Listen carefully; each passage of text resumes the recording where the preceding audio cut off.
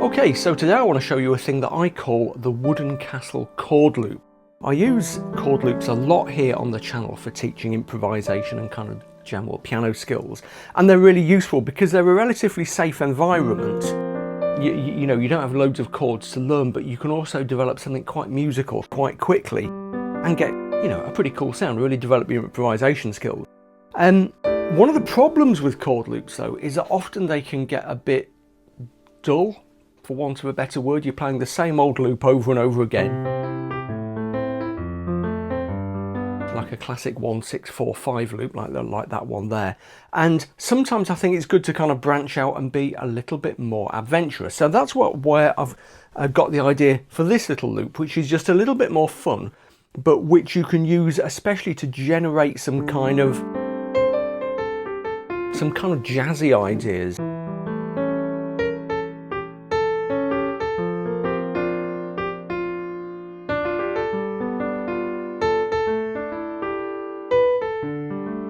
Why do I call it the wooden castle chord loop? Well, basically I was thinking that I kind of want to give you a little bit of a musical adventure, but in a bit of a kind of safe and controlled way. And that made me think of the adventure playgrounds that we sometimes take our two boys to, and often they have like a big wooden castle with slides and swings and ropes and high walks and nets to climb and things like that. And the boys have a lot of fun on there, and it's kind of adventurous and exciting and sometimes a bit challenging, but it's also kind of contained and safe, and that's kind of what's happening in this loop. Yeah, so it'll stretch you a little bit, it'll help you learn some improvisation skills even if you're starting from very little, but kind of you'll always get a bit of a soft landing if it goes wrong. Yeah, let me show you how the basic loop works.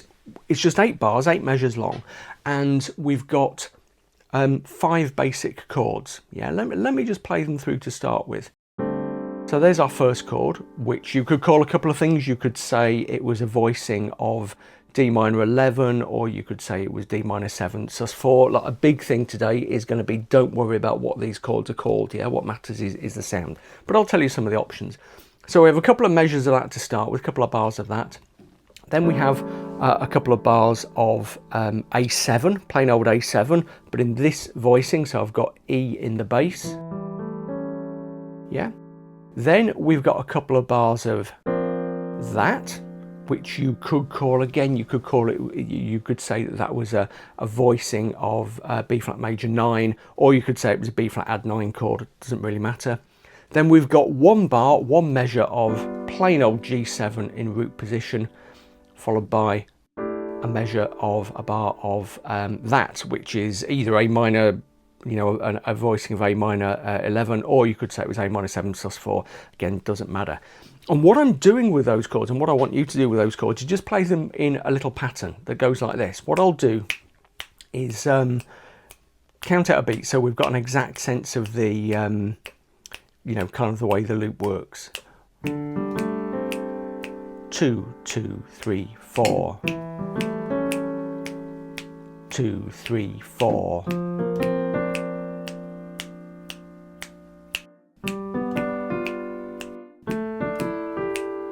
Yeah, so the important thing is we've just got 1 bar, 1 measure, 4 beats if you like, of that G7, and 4 beats, 1 bar, 1 measure, whatever terminology you're using, of that A minor, whatever it is. Yeah, so that is our basic loop.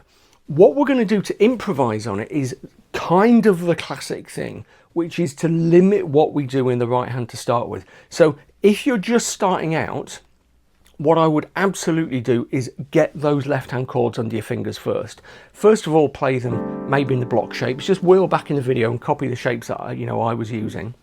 Yeah, just get them under your fingers like that, and then practice that little rhythm that I was using.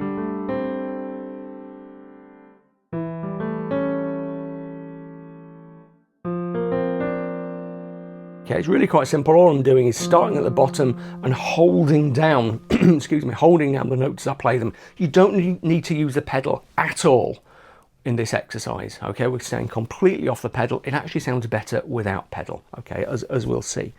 So first thing to do is to absolutely get a feeling for that.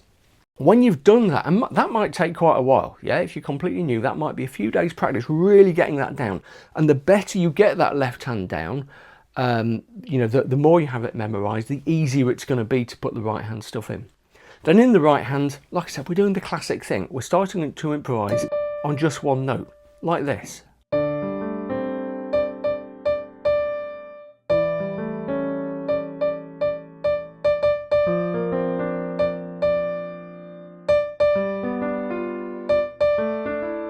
So all I'm doing there is playing around with the rhythms, okay? I'm not straying away from that D. Yeah, that D is what this improvisation in the right hand is all about at the moment. And again, that might take you a little while to nail down. Yeah, if you spend like, you know, several days or a week just working on that, and even if you're not playing the full pattern in the left hand, even if you're just playing the block chords,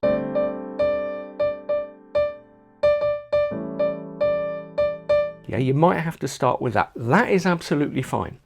And then the way you will learn to improvise is just to build out from there, gradually increase our constraints, gradually loosen them. And we're going to do it very, very step by step, kind of baby steps. You know, if we're on our kind of wooden castle, then, you know, we've maybe been down the little slide, but maybe we're going to go up the slide that's kind of, you know, 3 feet higher or whatever. I have a feeling that this metaphor can only go so far, but I'm gonna milk it for everything I can get. So we're gonna use 2 notes in the right, D and C now.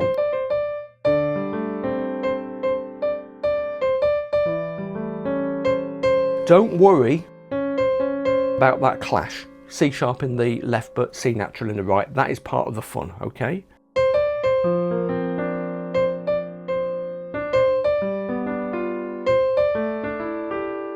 And don't at any stage be thinking, but oh, you know, hold on, there isn't a C in that G7 chord or whatever. Don't kind of get bogged down in trying to analyse the harmony of this. If you do want to think about the harmony, if you do want to learn theoretical stuff from this, that's great.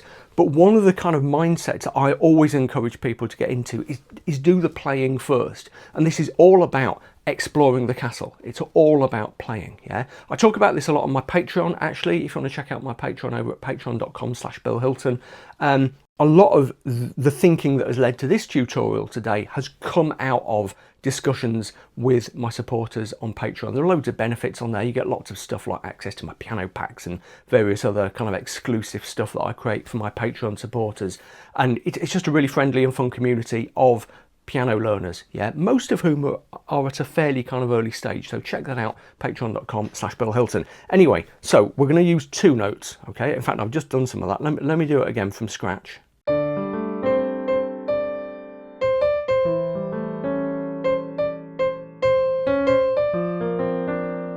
Do you see that little variation in the left there?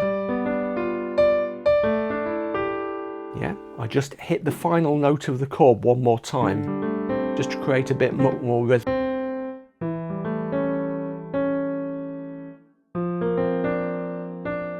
Yeah, it'll work probably on any of the first 3 chords. By the time you get to the later chords, the G7 and the A minor, whatever it is, you probably won't have time to do that yet, but try it on some of the earlier chords. Okay, so what's the next step? Well, it's to try 3 notes. Let's try D, C and A.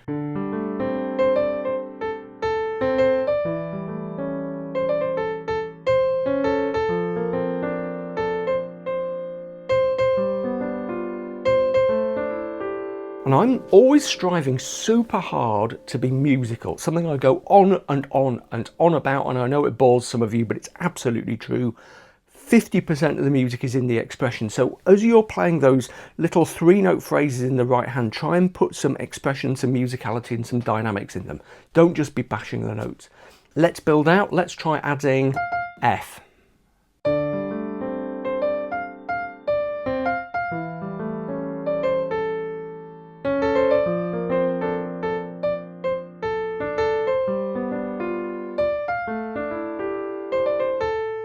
Yeah, and gradually you can move out until you're using the whole of one of 2 scales. And in fact, we can experiment a bit here and kind of switch between 2 scales. The main scale I want you to think about, because we're in the key of D minor, is the natural minor scale of D minor. So all of the white notes between any two Ds on the piano keyboard, but instead of B natural, we play B flat. Okay, so it's the same as the F major scale, which is the relative major scale, but we're starting and finishing on D. And we can move out and use all of those notes.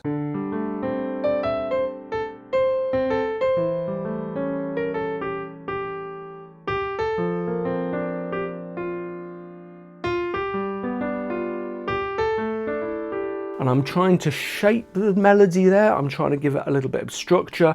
I'm not playing notes all the time. I'm trying to play little phrases, and sometimes there will be quite long phrases and sometimes quite short phrases, because melody, which is what we're improvising here, is like conversation. Yeah, sometimes you speak in short sentences and sometimes you really ramble and go on and use longer sentences that never seem to end. Okay, but also, you know, make sure there's some breathing space between those little phrases you're creating there. Let's try it again.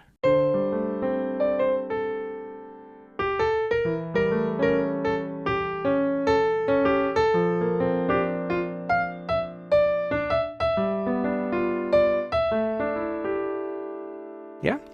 Now the other scale we can use is D Dorian, which is exactly the same, but instead of B flat, we play B natural. And that's going to give us a cool sound on some of the chords, yeah? And in particular, that's going to give us a pretty good sound on first chord, that D minor type thing, and then also on the G7 and the A minor kind of dominant kind of chord that takes us back to the start. Let me show you what I mean. Take a look at how I sometimes use the B flat and I sometimes use the B natural.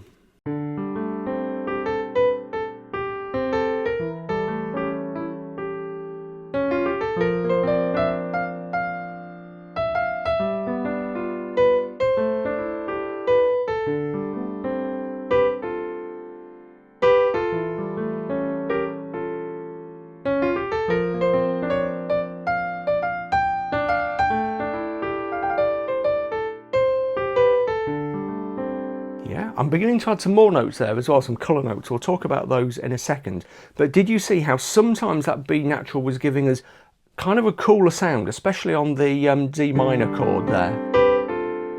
Yeah, that's a very kind of classic jazz sound. Some of the other notes that I was adding in there, what did I go for? I mean, ones that would sound cool, often just as passing notes, would be A flat, D flat and E flat, yeah?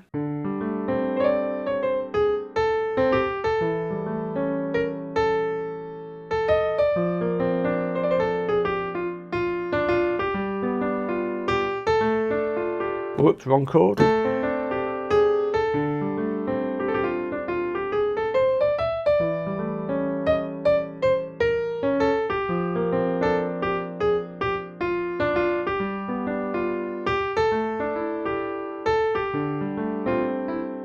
So there's tons of stuff you can do with this, but like I said, layer it up, really, really, really layer it up. If you are new to the castle, okay, if you're just kind of the little toddler kind of exploring, wanting to lift up the netting to where his big brother is, then just start at the beginning learning those basic chord shapes. Yeah, don't try anything too elaborate, too crazy. But then as you get more confident, begin to add things in. Yeah, that's what learning improvisation really is about. Yeah, it's about layering up what you can do, starting from the basic chord shape to the simple movement,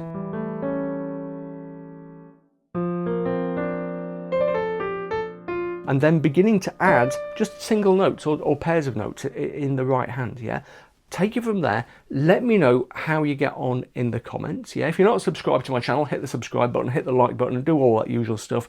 And do please check out my Patreon, because what I'm going to do actually on the Patreon is make a follow-up video to this video talking about some of the thinking in a bit more detail, just for my Patreon supporters. Okay, stop watching me, stop listening to YouTube, get yourself to the piano, have a go at that, and let me know how you get on.